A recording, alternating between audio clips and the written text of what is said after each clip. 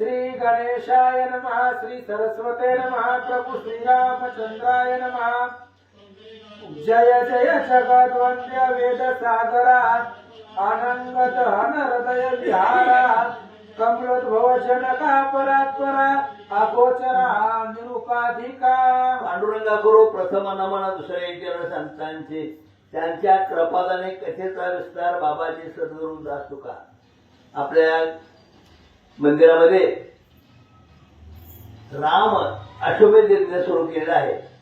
आज या ग्रंथाचा हा तिसरा दिवस आहे। कथा गोड आहेत, बघा ऐकण्यासारखे आहे। रामाचं राज्याभिषेक झाल्यानंतर काय घडलं, कसा यज्ञ केला, त्याची कथा या ठिकाणी ऐकण्यासारखी आहे। आणि म्हणून सर्व श्रोते मंडळी भाविक मंडळांनी या गोड कथेचा आस्वाद घ्यावा। अशा प्रकारे आता अध्यायाला सुरुवात झालेली आहे। सुरुवातीलाच ग्रंथकर्त्यांनी पांडुरंगाचं स्तोत्र केलं आहे। निर्गुण निराकार परमात्मा परमेश्वर आणि सगळ्यांची कार्य कशावर पार पडतो, अशा प्रकारे या ठिकाणी कथेला सुरुवात झाली। म्हणतात बोला, तुझ्या इच्छा मात्रे प्रचंड मायेने रचिले ब्रह्मांड 84 लक्ष योनी उदंड जीव आत भरियेले। हा निर्गुण निराकार परमात्मा आहे। त्याने हे ब्रह्मांड निर्माण केलं आहे। त्याच्या सत्तेने सगळं चाललं आहे, नाही का। त्याच्या शिस्तीशिवाय झाडाचं पान सुद्धा हलत नाही, असा हा परमेश्वर। आणि त्याच्या आज्ञेने ग्रंथकर्ते म्हणतात, मी त्याच्याच आज्ञेने मी या ठिकाणी ग्रंथ लिहितो आहे, अशा प्रकारे सांगले। ते जीव विसरून तू ते भुलले देखोनी विषयाते मनोनी मुकले निज पदाते अहम ममते भुलोनिया। शब्द विषय घेता कान कुरंगवेचे आपुला प्राण स्पर्श विषय सेवी वरण अंकुश आकर्षणी हिंडविती। अशा प्रकारे या ठिकाणी प्रत्येक आपले जे 5 इंद्रिय आहेत, नाही का, ज्ञानेंद्रिय, ते प्रत्येक ज्ञानेंद्रियामुळे कोण कसा बोलला गेला, कोण कशाची अवस्था झाली, नाही का। त्या ठिकाणी प्रत्यक्ष नादामुळे सुद्धा हरण कशी दलीन धरले, म्हणजे हरणाचं काय, केवळ नादामुळे, आवाजामुळे।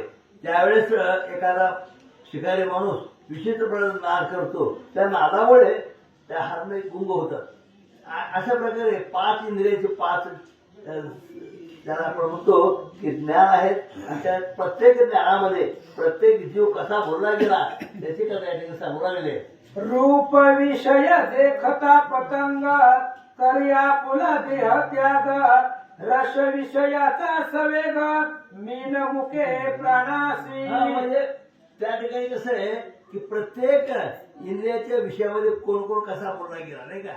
नादामध्ये हरिण आणि प्रकाशामध्ये पतंग, ज्याला आपल्याला म्हणतो त्या प्रकाशाकडे जे मारतो आपला जीव गमावतो, नाही का। त्याचप्रमाणे आणखी मासा आहे, ते खाण्याचं लोभाची वस्तू जसं आपले, नाही का, त्याच्या गळाला आमिष लावतात आणि तो आमिष खाताना मासाला दुखतो। म्हणजे आपले जे इंद्रिय आहेत ऐकण्याचे, खाण्याचे, पिण्याचे, बोलण्याचे, हे केवळ त्याच्या आमिषामुळे ते बोलले जातात। आता अनेक उदाहरण सांगितले। एक हरणाचं उदाहरण दिलं नादामुळे, नंतर खाण्याच्यामुळे मासा बोलला गेला तो खाण्यामुळे, आणि पतंग जो किडा आहे प्रकाशाकडे धावतो। अशा प्रकारे काही जीव कसे बोलले जातात, त्याची कशी अधोगती होते या ठिकाणी सांगितलेलं आहे। गंध विषय मिलिंद भुलोन कमळ कोशी वेची। आता वास, त्या ठिकाणी प्रत्यक्ष फुलातून सुगंध येतो, त्या सुगंधाला भरून मुंगात जातो आणि दुर्दैवाला काय होतो, अडकला जातो। म्हणजे अशा प्रकारे जे विषय आहेत, नाही का, ज्ञानाचे विषय आहेत, आणि त्या प्रत्येक ज्ञानाच्या विषयामध्ये कोण कोण कसा बोलला गेला, कोणामुळे कशी अवस्था झाली, ग्रंथकर्ते सांगतात।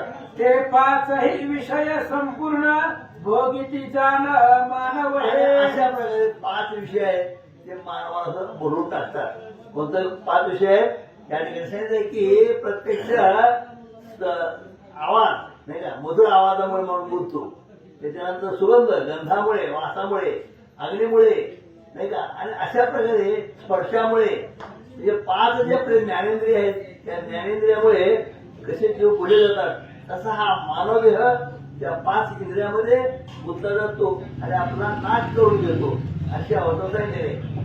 तुझ विसरोनिया श्रीरामा जीव भूलले देह धनादी कामा त्या सीतारावया परब्रह्म दशरथात्मज झालासी.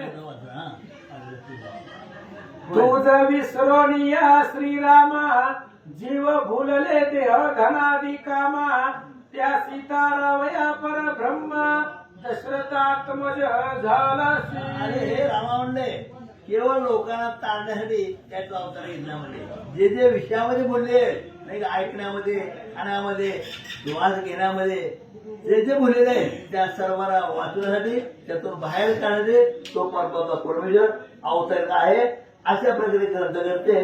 बरोबर आमच्या घराबद्दल बोलतात.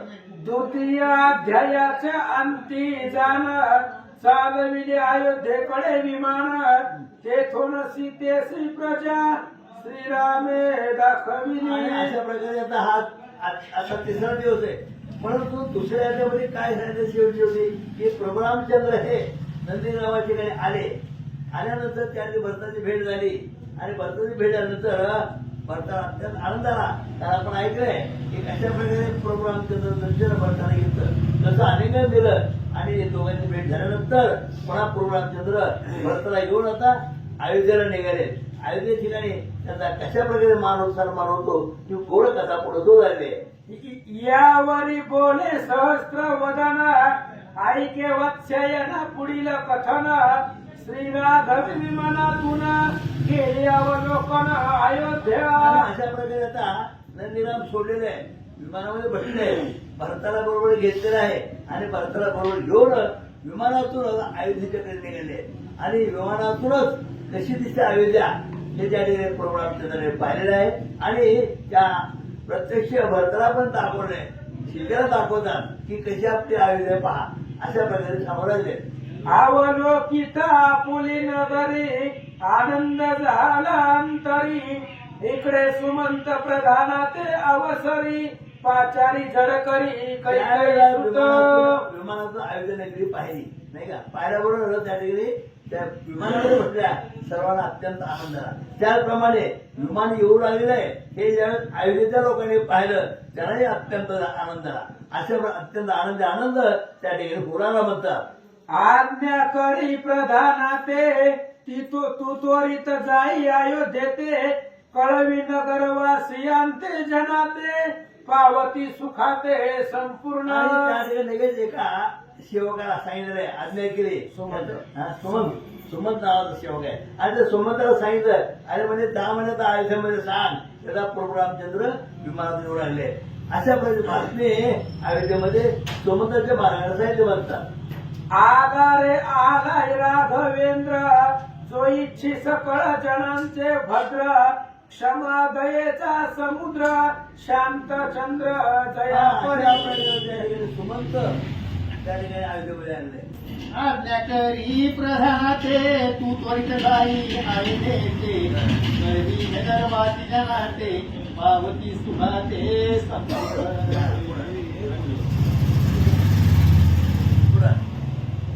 आला रे आला राघवेंद्र तो इच्छी सकळ जनाचे भद्र क्षमादयेचा समुद्र शांतचंद्र जयापरी. आणि अशाप्रमाणे जसा आकाशावर चंद्र उभा आणि प्रकाश पडावा, उजेड पडावा त्याप्रमाणे सुमत सांगता येत अरे प्रभू रामचंद्र आले आपल्या नगरामध्ये आनंद झालेला आहे. आणि त्या ठिकाणी जे लोक होते त्या लोकांना अत्यंत आनंद झाला का प्रभू रामचंद्र येऊ लागले असा निरोप सोमंताने अयोध्या नगरीमध्ये दिला म्हणतात. आनंद वार्ता कळवणी नगरी ध्वज पताका उभारी तोरणे बांधिना परी गुड्या घरोघरी उभावा.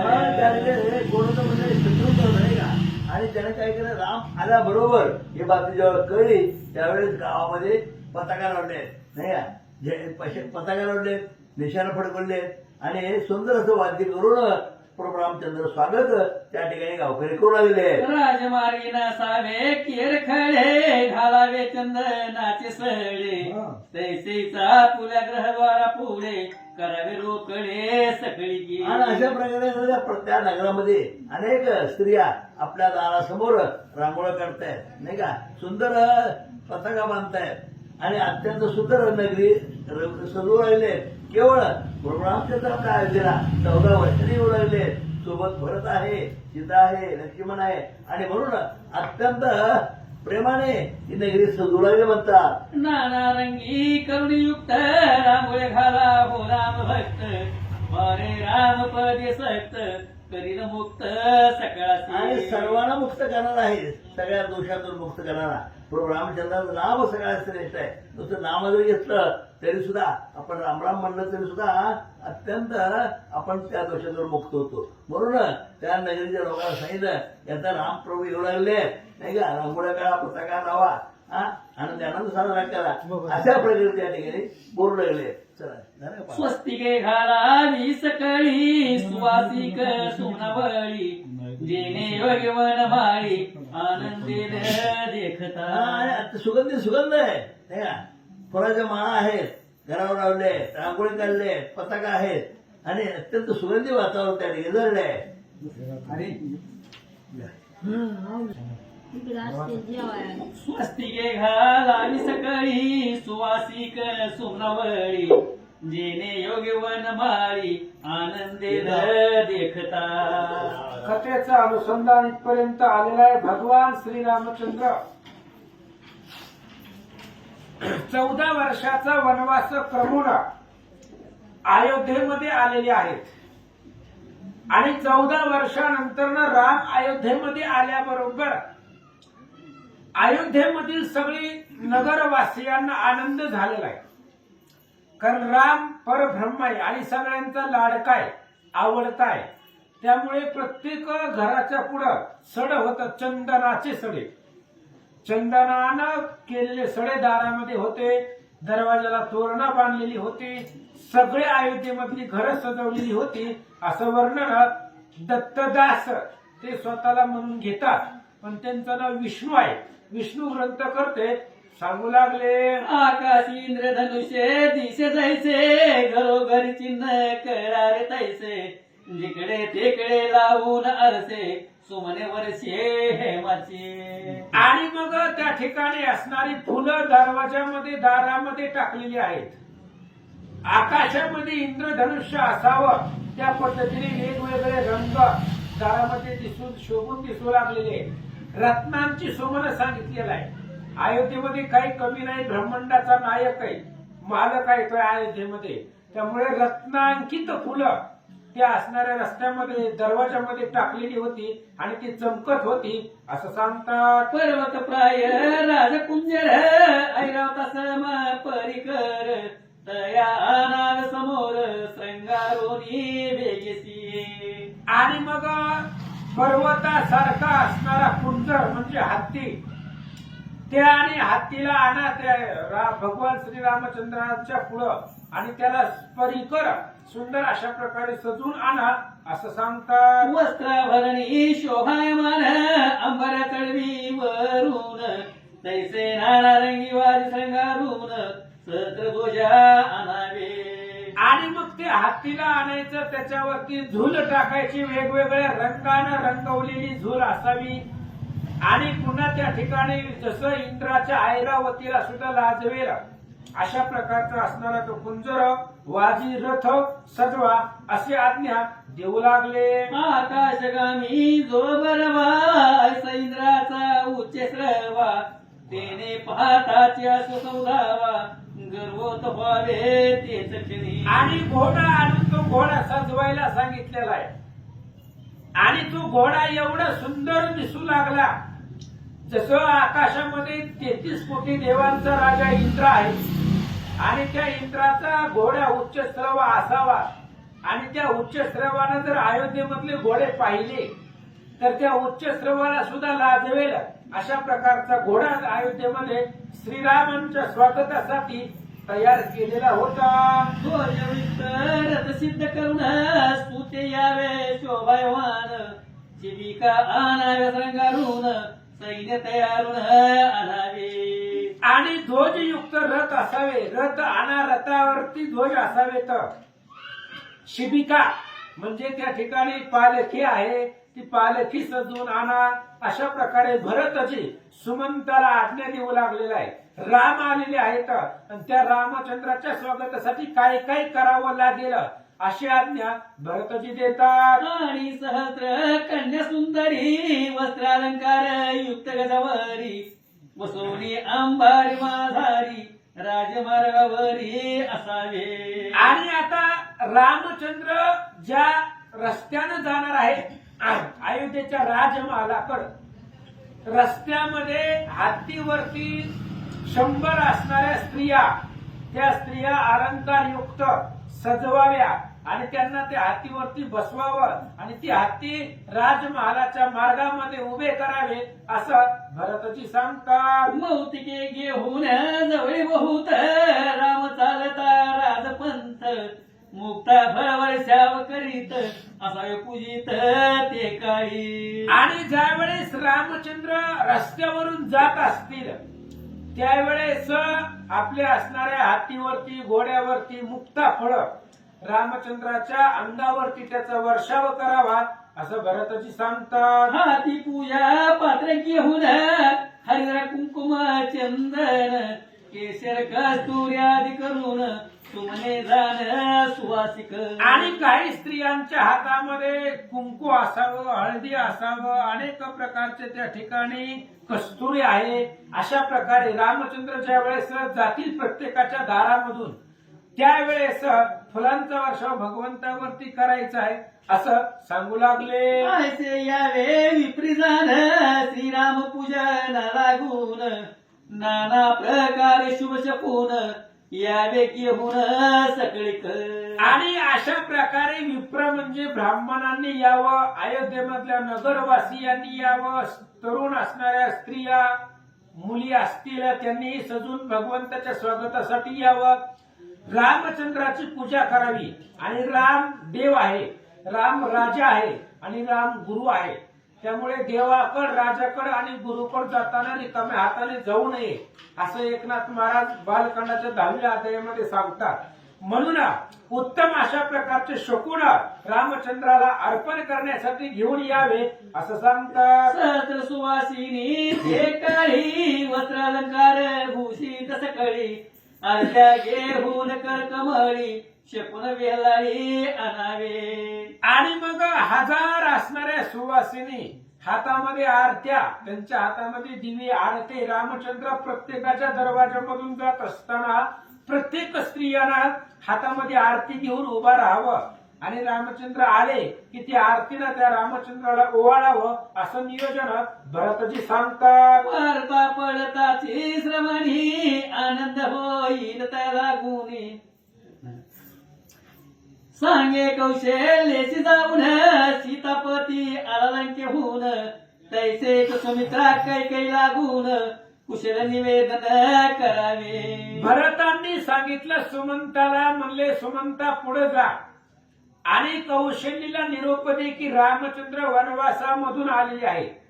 तसंच सुमित्रेला सांग लक्ष्मण, श्रीराम, सीता वनवासातून आले आणि तोच निरोप कैकेयीला दे. ह्यांनी जर ती वार्ता ऐकली तर वार्ता पडताची श्रवणी आनंद होईल त्याला गुणी नगर शोभामरपुरी तुनी पाता देवनी डोलावे. आणि मग ही जर वार्ता त्यांनी ऐकली तिघी मातांनी तर त्यांच्या मनामध्ये आनंद होईल.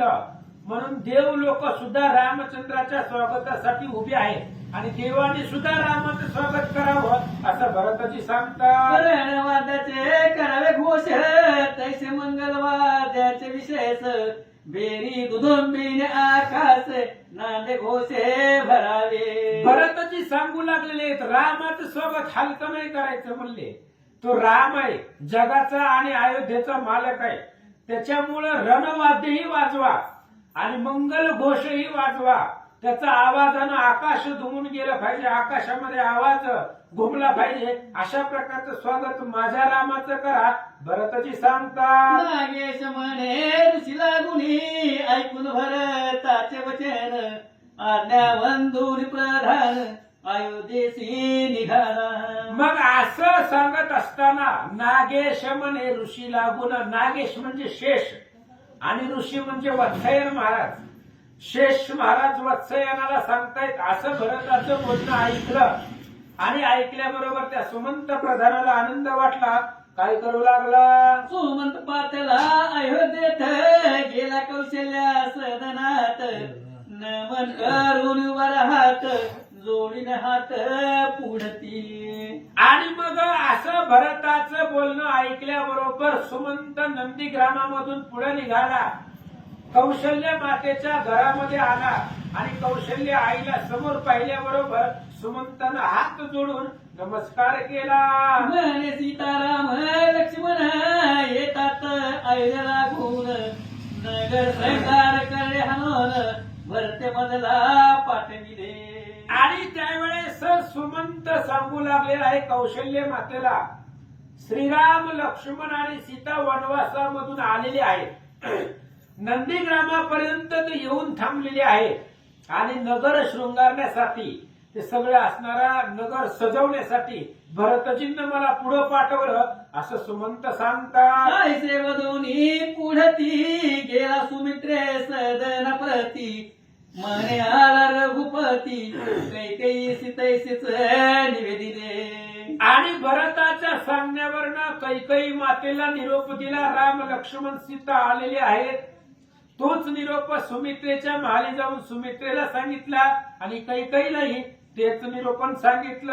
मग भरत आज्ञा जैसी होती तैसे वागवी जनप्रती नगर श्रंगारून राजपंथी सळे घालती चंदनाचे. मग आता भरतजींना जसं सांगितलेलं आहे त्या पद्धतीने सगळे सुमंत नगरीमध्ये फिरून जे काही मंत्रिमंडळ आहेत सचिव सेवक आहेत त्या सगळ्यांना सांगितलं आणि प्रत्येकाला रामचंद्राच्या आगमनानं उल्हास झालेला होता.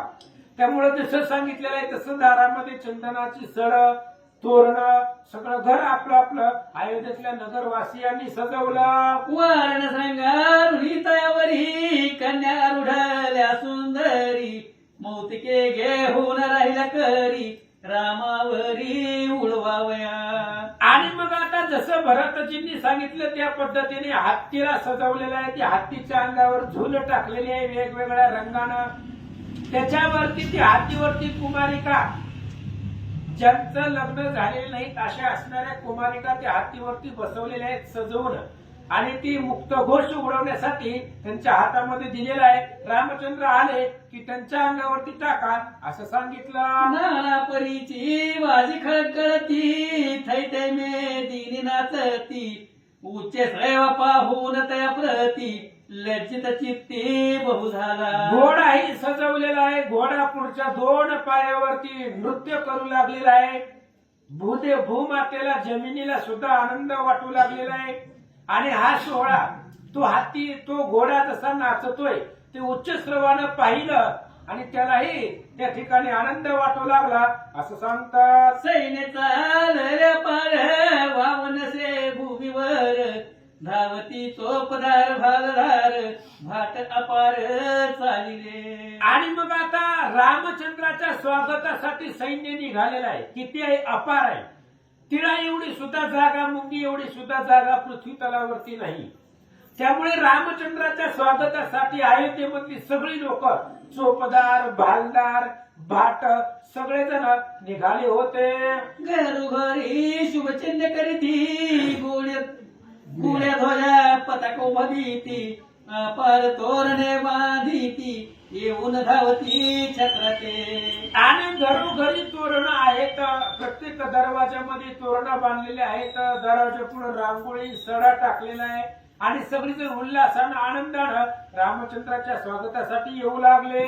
विकास नगारून सत्वर नेती नगराबाहेर उल्हाट यंत्राचा बळी मार वाद्य गजर चालिले. आणि मग शिबिका जी आहेत रथ आहेत शिबिका आहेत त्या सजवलेल्या आहेत. अयोध्येपासून बाहेर आल्यानंतर उल्हाट यंत्र म्हणजे मोठमोठे असणारे यंत्र अग्निगोळा ते त्या ठिकाणी उडवू लागलेले आहे. म्हणजे राम अयोध्येमध्ये प्रवेश करणार आहे. त्यामुळे रामचंद्राच्या स्वागताचं जे काही वाद्य आहे रणवाद्य हे ते वाद्य वाजवू लागले. इकडे नगरामधरी आनंद करती नर नारी दाशरथी पाऊ डोळे भरी राती द्वारी तटस्थ. आणि इकडं अयोध्येमध्ये प्रत्येक स्त्री आणि प्रत्येक पुरुष लहान लेकरापासून म्हाताऱ्या माणसापर्यंत सगळ्यांना वाटत होतं की रामाला पाहावं. आणि कसं पाहावं? डोळे भरून या, डोळं भरून त्या रामचंद्राला पाहावं म्हणून आपापल्या दरवाजामध्ये सगळे स्त्री आणि पुरुष रामाला पाहण्यासाठी उभे राहिले. सहस्रावधी नितिंबिनी अर्धनेती चाप पाणी सुवर्ण पुष्प हाती घेऊन पूजन लागून तिष्ठती. हजारो स्त्रिया रामचंद्राच्या स्वागतासाठी हातामध्ये आरत्या घेऊन आणि फुलं घेऊन ताटामध्ये फुलं आरती घेऊन रामचंद्राला ओवाळायचं आणि रामचंद्राच्या स्वागतासाठी रस्त्यामध्ये फुलं टाकायची. अशा स्त्रिया हजारो रामाच्या स्वागतासाठी निघाल्या. रावण पूजा पात्र घेऊन निघते पूजन लागून कोणी धर्ममुष्टी धारण करून जाती लगबगीने पुढती. आणि ब्राह्मणांनी रामचंद्राची पूजा करण्यासाठी पूजेचं पात्र हातामध्ये ब्राह्मणांनी घेतलेलं आहे. काही ब्राह्मणांनी असणारं धर्म म्हणजे गवत हातामध्ये घेतलेलं आहे आणि रामचंद्राची पूजा करण्याच्या उद्देशानं सगळेजण निघाले. क्षत्रिय हस्ती धनुष्यबाण वैश्यरत्न मुक्ती के घेऊन शूद्र निघाले हस्त जोडून चालेल संपूर्ण दर्शन. आणि रामचंद्राच्या दर्शनासाठी चारही वर्णातली लोक निघालेली आहेत. जे काही क्षत्रिय कुळामधले आहेत त्यांनी हातामध्ये धनुष्यबाण घेतलेला आहे. जे क्षुद्र आहेत त्या असणाऱ्या क्षुद्रांनी हात जोडलेले आहेत. वैश्य जे आहेत त्यांनी हातामध्ये फुलं घेतलेली आहेत आणि जसं जमल तसं रामचंद्राच्या स्वागतासाठी रामाला पाहण्यासाठी निघाले. जो जो पदार्थ जयापासी तो तन्हेती भेटीसी न जावे रिक्त हस्तेसी राजा देव गुरुशी भेटावया. मगाच सांगितलं मी रामचंद्र राजा आहे, रामचंद्र देव आहे आणि रामचंद्र गुरु आहे. त्यामुळे तीनही उपमा रामापाशी आहे. म्हणून राजाकड देवाकड आणि गुरुकड जाताना रिकाम्या हाताने जायचं नाही असं बालकांडामध्ये सांगितलेलं होतं. म्हणून सगळे असणारे नगरवासीय जण जे जे उपचार आपल्याला जेवढं नेणं शक्य होईल तेवढे भेट वस्तू घेऊन रामाच्या भेटीसाठी निघाले. गाई वासुरी जाती समोर पशु पक्षी बैसले अपार रावे महिना बोलती रघुवीर दौलती अपार वृक्ष जाती. आणि सगळेजण गायी वासर रामचंद्राच्या स्वागतासाठी निघालेले आहेत. पशु पक्षी आहेत आणि ती पशु पक्षी सुद्धा रामचंद्राच्या नावानं हाका मारून बोलू लागले. नाना पुष्पांच्या सुवासासहित पवन मुंजळ मंजुळ येत वेशा गीत नृत्य करीत राग आळवीत नाना परी. नाना पुष्प आहेत. मग गुलाबाची जाई जुई नाना अनेक प्रकारची फुले आणि सगळ्या फुलांचा सुगंधित वास जसं वारा फिरत तसा असणारा फुलांचा सुगंध दरवळत होता. वेश्या ज्या आहेत ती रामचंद्राचा पुढे नृत्य करत होत्या. अशा स्वागतामध्ये रामचंद्राला अयोध्येमध्ये आणण्यासाठी सगळे निघाले. नागेश म्हणे ऋषीश्वराशी ऐसे वर्तले अयोध्येसी नगरासामी परुषिकेशी पुष्पकेशी पातला. आणि मग इकडे शेष महाराज वत्सयन ऋषींना सांगतायत महाराज असं अयोध्येमध्ये घडलं होतं, असं झालेलं होतं. अयोध्येमध्ये सगळी तयारी भरतजींनी सांगितलेल्या पद्धतीने गावामधल्या लोकांनी केलेली होती. आणि इकडे भगवान श्रीरामचंद्र काल नंदीग्रामाच्या ठिकाणी आलेले होते. भरतजींचं आणि रामचंद्राचं प्रेम आपण काल ऐकलं. किती वर्णन केलं रामचंद्र आणि भरतजींचं. आणि एवढा असणारा बंधूचा सोहळा आपण काल ऐकला. आणि नंदीग्रामामधून अयोध्येच्या सीमेपर्यंत रामचंद्र आले. देवासह विमाने उतरता खाली वानर उड्या टाकी ती भूतळी 18 पद्मे एक समेळी आनंद कल्लोळी नाचती. आनंदी ग्रामामधून विमान भगवंताचं विमानानं पुष्पकानं उड्डाण केलेलं होतं आकाशामध्ये. आणि ज्या वेळेस आकाशामधून खाली विमान ज्या वेळेस उतरत येत होतं, लँडिंग होत होतं विमान, त्यावेळेस वानरांनी जमिनीच्या जवळ आल्याबरोबर त्या विमानामधून खाली उड्या टाकल्या. संपूर्ण उतरती मनातून शिविकेत बैसविला रघुनंदन. वाम भागी सीता घेऊन नगरा लागून चालिले. श्री गणेशाय नमः, श्री पांडुरंगाय नमः, श्री प्रभू रामचंद्राय नमः. देव आदि करोनी सकळी पादचारी जाती लोक पुष्पवृष्टी करीत एक एक बोलती सुख आजीचे. आणि भगवान श्रीरामचंद्राच्या स्वागतासाठी ज्यावेळेस पुष्पक विमान खाली उतरलं अयोध्येमध्ये, त्यावेळेस सगळे देव लोक, अयोध्येचे सगळे नगरवासी रामचंद्राच्या स्वागतासाठी आले. आणि आल्यानंतर आपापसामध्ये चर्चा करतात. काय? भरत शत्रुघ्नाचा मरे डाळीत, हनुमंत स्वास्ते छत्र धरित, विभीषण लक्ष्मण चालती समवेत, देव पाहती सोहळा. आणि देव लोक सोहळा बघू लागले, कारण हा सुख सोहळा स्वर्गी नाही. म्हणून स्वर्गीचे अमर इच्छिता ती देवा, मृत्यू लोकी व्हावा जन्माम्मा. विठ्ठल विठ्ठल मना वेळोवेळा, हा सुख सोहळा स्वर्गी नाही. स्वर्गातली देव लोक हा सोहळा पाहण्यासाठी आलेली होती. काय पाहिलं त्यांनी? रामचंद्र आणि सीता विमानातून उतरून निघत आहेत. भरत आणि शत्रुघ्नानं चामारे धरलेले, हनुमंतानं रामचंद्राच्या डोक्यावरती छत्र धरलेला आहे, आणि विभीषण आहे, सुग्रीव राजा आहे, सगळी वानर सोबतीला चालत येत असताना ही सोहळा देवलोक पाहतात. सकळ चालिला वाटे गोस तेने नादे, तुम धुमले आकाश, नगरा माझी करिता प्रवेश, पंतास लागले. आणि मग सगळीकडे वाद्य घोष आहे, दुमदुमीत आहे, आणि त्याचा असणारा आवाज आकाशापर्यंत घुमू लागलेला आहे.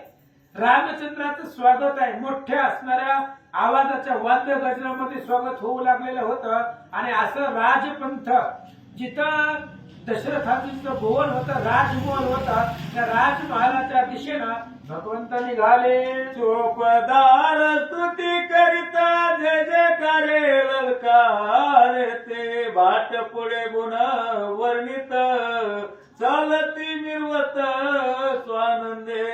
चोपदार आहेत, भाट आहेत. चोपदार हातामध्ये काठी वगैरे घेऊन रस्ता करू लागलेले आहेत. भाट जी आहे ती रामचंद्राचं वर्णन करू लागलेले आहेत.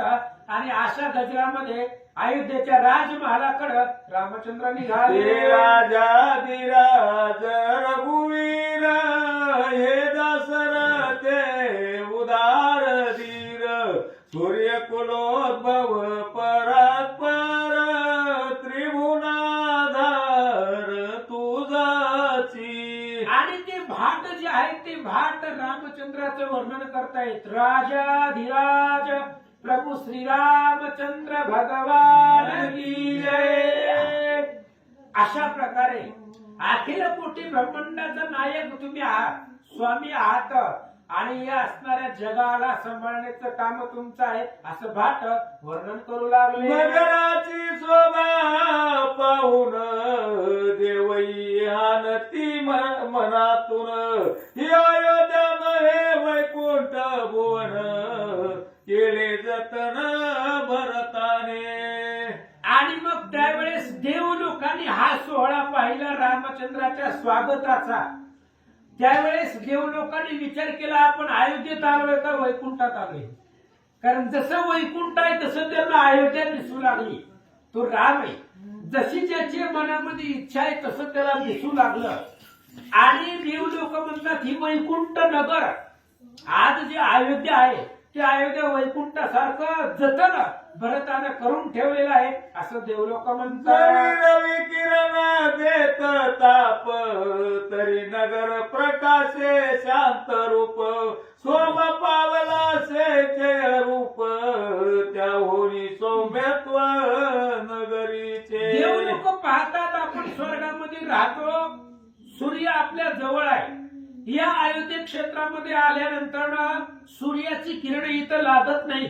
जरी सूर्यानं ताप देण्याचा म्हणजे प्रकाश देण्याचा जर प्रयत्न केला तरी सुद्धा नगर सौम्य आहे, थंड आहे. भक्तिभावानं कुठल्याही ऋतूचा परिणाम या लोकावरती होत नाहीये असं देवलोक सांगतात. जागो जाग आरत्या घेवणी ओवाळी ती सुवासी कोणी कलस कडिये घेवणी सामोऱ्या येवणी आरती. आणि मग जागोजागी आता रामचंद्राचं स्वागत करण्याचा उल्हास प्रत्येकाला आहे. प्रत्येक ठिकाणी कोणी अनेक स्त्रिया आरत्या घेऊन येत होते, रामचंद्राच्या मार्गामध्ये फुलं टाकत होते, कोणी ओवाळत होत असं वर्णन करतात. वटाच्या दोन्ही बाजूस कुंजर डोलती बहुवस कन्यावर शेती मौतिकास स्वर्ण पुष्पा समवेत. आणि जो काही पंथ आहे, रस्ता आहे रामचंद्राला जाण्यासाठी, राजमहालाकडे जाण्यासाठी जो रस्ता आहे त्या रस्त्याच्या दोन्ही बाजूनं कुंजर म्हणजे हत्ती आहे आणि त्या हत्तीवरती कुमारिका आहेत आणि त्यांनी सुवासित फुलं हातामध्ये घेतलेले आहेत. आणि रामचंद्र जसं जसं पुढे येतील तसं तसं रत्नाची फुलं रामचंद्राच्या अंगावरती कुमारिका टाकू लागल्या. कोणे सुमने वर्षती हरिद्रा कुमकुम सीतेशी पूजिती रामचरणी नमन करीती माता वंदिती चरण धुळी. मग आता कोणी रामचंद्रावरती फुलांचा वर्षाव करताय. सीताही रामचंद्राच्या सोबतीला होत्या, त्यामुळे सीता मातेची पूजा काही स्त्रिया हळदी कुंकानं करू लागल्या, तिची वटी भरू लागले. आणि काही असणारे नागरिक लोक रामचंद्राला हात जोडून नमस्कार करू लागले. गुरुच्या सुवासे करून सकल नगर भरले जाण चंदन सडे करोनिया जन येती धावोनिया भेटीशी. आणि त्या फुलांच्या वासानं, सुगंधित वासानं अख्खं अयोध्या नगर धुमधुमून गेलेलं आहे. दारामध्ये चंदनाचे सडे होते मार्गामध्ये आणि त्या चंदनाच्या सुवासिकतेनं सुद्धा सगळं नगर दुमदुमून गेलं, सुवासित झालं असं सांगतात. विप्र पूजेती रामचंद्र कोणी लावणी येती मुद्रा चिरे वाटोनी बालचंद्र योगींद्रा निद्रा लागली. आणि काही ब्राह्मण रामचंद्राची पूजा करू लागलेले आहेत, जे त्यांनी पूजेचं साहित्य आणलेलं होतं. काही जण रामचंद्राचं वर्णन, त्यांनी जी काही यश मिळवलेलं आहे त्या 14 वर्षाच्या कालावधीमध्ये, त्या यशाचं वर्णन काही जण करू लागले. राम म्हणे भरतासी सुखी राखिले नगरवासी ऐसे बघून मानसी आवला सुखाची बहुवस.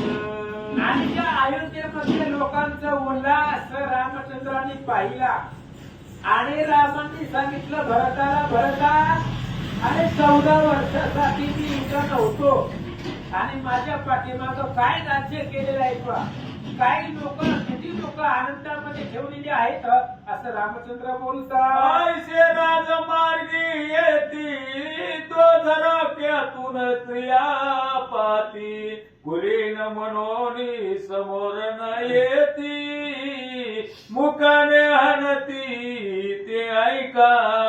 आणि मग काही असणारे असं रामचंद्र पुढे पुढे येत होते आणि काही स्त्रिया बंधन असतात आणि त्या स्त्रिया समाजामध्ये येऊ शकत नाही म्हणून दरवाजामधून, खिडकीमधून, सांदीमधून रामचंद्राला पाहत होते आणि मुखाने रामचंद्राचं स्मरण करत होते.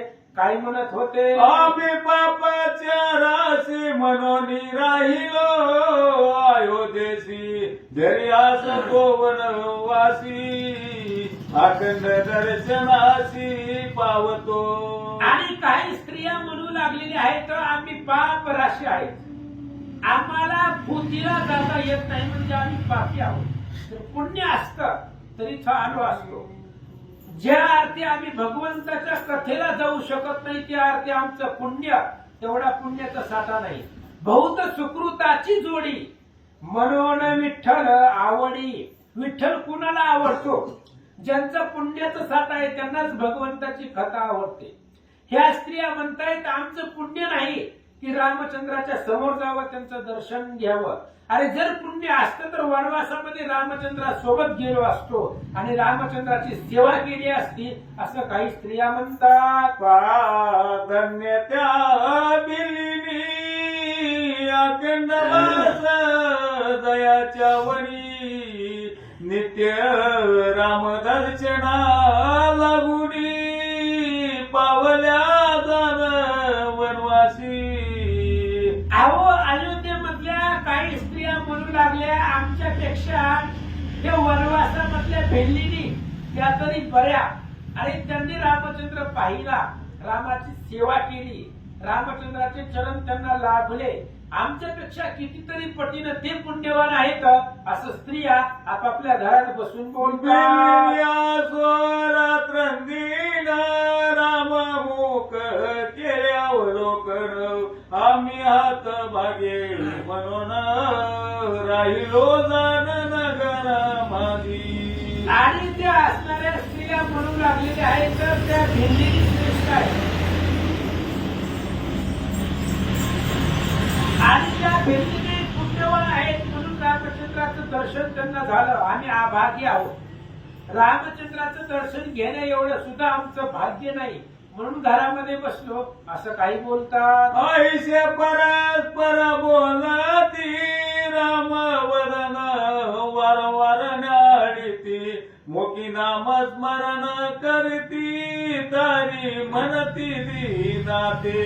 आणि अशा प्रकारच्या काही स्त्रिया ज्यांना रामाच्या स्वागतासाठी जाता येत नाही अशा स्त्रिया घरामध्ये बसून म्हणतायत की आमचं तेवढं भाग्य नाही, आम्ही अभागी आहोत म्हणून रामाच्या स्वागतासाठी येऊ शकत नाही. पण राम सगळ्याच्या मनातलं जाणणार आहे म्हणून त्यानं आमच्यावरती कृपा करावी आणि आम्हाला दीन लोकांना तारावं असं काही स्त्रिया बोलतात. राम नामाचा घोष करिता सर्व अयोध्यानंद भरित गीत नृत्य देवंगणा करिता चालती पंत स्वज्वळ. रामनामाचा घोष करत करत सगळेजण निघालेले आहेत. प्रत्येकाला आनंद वाटू लागलेला आहे. रामचंद्राच्या स्वागतासाठी आलेले प्रत्येक जण आनंदामध्ये भगवंता बरोबर निघाले. विभीषण म्हणे रामा लागून अयोध्या उत्तम लंकेहून रत्न जडित शोभायमान पाहता समाधान होतसे. विभीषणानं रामचंद्राला सांगितलं रामा आमची लंका सोन्याची होती, लंका सोन्याची आहे, पण त्या लंकेपेक्षा सुद्धा कितीतरी पटीनं सुंदर आज अयोध्या दिसू लागलेली आहे. रत्नासारखी अयोध्या चमकू लागलेली आहे. अयोध्या सोन्याची नव्हती पण रामचंद्राच्या आगमनानं सोन्यासारखी लंका चक चक चक चमकू लागली असं विभीषणजी सांगतात. तो पाहिले राज मंदिर जैसे प्रति कैलास शिखर गगन चुंबित कळस सुंदर पाती सुरवर ते काळी. आणि मग देव लोक सुद्धा रामचंद्राचा सोहळा स्वागताचा सोहळा पाहण्यासाठी आलेले होते म्हणून रामचंद्राचं राजमंदिर त्यांनी पाहिलं. जसं कैलास शिखर असावं त्या पद्धतीने ते राजमंदिर दिसू लागलेलं देव लोकांनी पाहतात. सकळ देवासी झाली भ्रांती सांगती शतमखा प्रती आम्ही आलो कैलास पर्वती स्वर पार्वती जठाई. आणि मग देव लोकांच्या सुद्धा लक्षामध्ये येत नाही. सगळ्यांना भ्रांती पडलेली होती कारण ज्यांच्याकडे मनात जशी अपेक्षा आहे तसं त्यांना दिसू लागलेलं होतं. देव लोकांना काही देव लोकांना अयोध्या वैकुंठ दिसू लागलं. बिभीषणाला लंकेपेक्षा सुंदर अयोध्या दिसू लागली. काही देवांना कैलासासारखी अयोध्या दिसू लागली. आणि देव लोक म्हणतात आम्ही कैलासामध्येच आलो महादेव आणि पार्वतीचं दर्शन घेण्यासाठी, असं देव लोक म्हणतात. ये नव्या अयोध्या नगर ऐसे बोलती सुरवर, हे जाणून या रघुवीर उडवी पडळ भ्रांतीचे. आणि काही देव लोक सांगतात ही अयोध्या नगरच नाही, मग काय आहे, ही वैकुंठ ही कैलास आहे, असं देव लोकांच्या मनातलं रामचंद्रांनी ओळखलं. आणि जी काही भ्रांती झालेली होती ती भ्रांती घालवली आणि अयोध्येच आहे असं देव लोकांना जाणवून दाखवलं. तो बोले सुरेश्वर अयोध्या ही रत्नाकर, क्षणात भाषे वैकुंठ पूर सने कैलास शिखर भाषे. आणि मग भगवान श्रीरामचंद्र आहे, जशी ज्याची इच्छा आहे तशी ते आयोजन त्यांना दिसू लागलेलं आहे. एकाच क्षणामध्ये कैलास दिसत होता, काही क्षणामध्ये वैकुंठ दिसत होत, असं अयोध्या प्रत्येकाला दिसू लागले. देवसे शिरसागरीचा देव ते काही नसे उनिव, तव चरणी ठेवोनी भाव तरवा भव सकळी की. आणि मग जिथं क्षीरसागरामध्ये समुद्रामध्ये दुधाच्या समुद्रामध्ये शेषाच्या पलंगावरती शयन करणारा देव जो वैकुंठामध्ये आहे तोच अयोध्येमध्ये आहे. आणि आदिदेव ब्रह्म असल्यामुळं त्या अयोध्येमध्ये कशाची उणीव नव्हती, कमतरता नव्हती असं सांगतात. आता पोळीला ध्याई जाण भेटती कौशल्ये लागून, कैकई सुमित्राचे दर्शन घेऊनी स्वस्तानी राहती. आता पुढच्या अध्यायामध्ये या अध्यायामध्ये फक्त अयोध्येवासियांचा आनंद आणि रामचंद्राच्या स्वागताची तयारी एवढंच वर्णन केलेलं आहे. आता उद्याच्या अध्यायामध्ये फक्त कौशल्या, कैकेयी, सुमित्रा या तिघी मातांना रामचंद्र भेटतील आणि तो आनंद सोहळा उद्याच्या कथेमध्ये ऐका. मग होईल राजाभिषेक ते पुढे ऐका कथानक, सादर होऊन सकळ लोक पावल सुखच्या योगे. आणि शेष महाराज वत्सयानाला सांगतायत, ग्रंथ करते तुम्ही आम्हाला सांगतायत पुढच्या अध्यायामध्ये हे तिघी मातांची भेट घेतल्यानंतर पुन्हा रामचंद्राचा राज्याभिषेक अयोध्येमध्ये होणार आहे आणि ती कथा तुम्ही सगळ्यांनी ऐका. हा जय करी ती श्रवण किंवा नित्य नेम करीती पटन, तया वनवासन होई जाण पावती स्वस्तान आपुले. आणि हा आदेश जो ऐकेल, जो कोणी हा अध्याय राम अश्वमेध ग्रंथाचा तिसरा अध्याय ऐकेल त्याच्या जीवनामध्ये वनवास येणार नाही. वनवास या शब्दाचा अर्थ आहे दुःख.